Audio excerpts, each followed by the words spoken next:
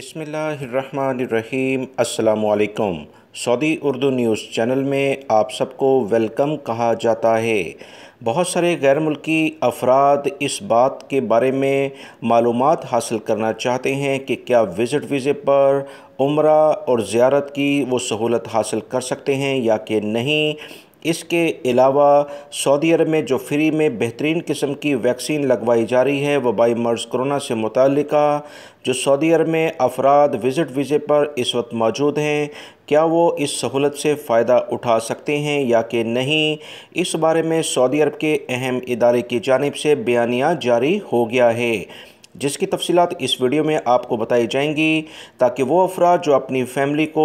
Pakistan, India या जिस भी मुल्क से आपका ताल्लुक़ है विज़िट वीज़े पर बुलाकर उसके बाद उम्रा कराना चाहते हैं या उन्हें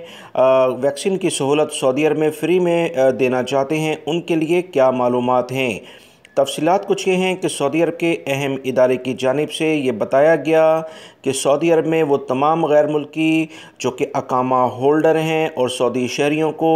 सऊदी हुकूमत की जानिब से फ्री में कोरोना वायरस की जो वैक्सीन है ये लगाई जा रही है। मगर ऐसे अफराद जो कि विज़िट पर या सियाहती वीज़े पर या किसी और वीज़े पर सऊदी अरब में मौजूद होते हैं, उन्हें ये सहूलत वैक्सीन की नहीं फ़राहम की जा रही है।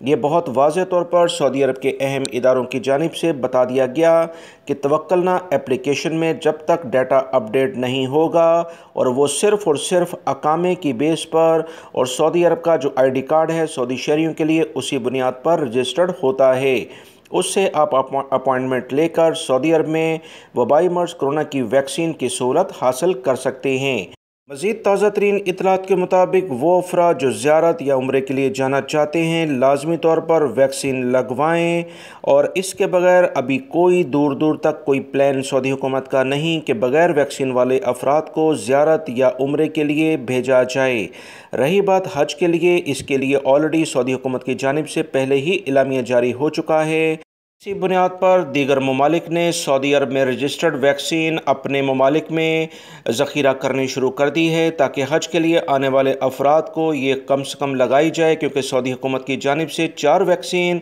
रजिस्टर्ड की गई हैं, जिसकी तफसीलात ऑलरेडी आप तमाम भाइयों से शेयर की जा चुकी हैं।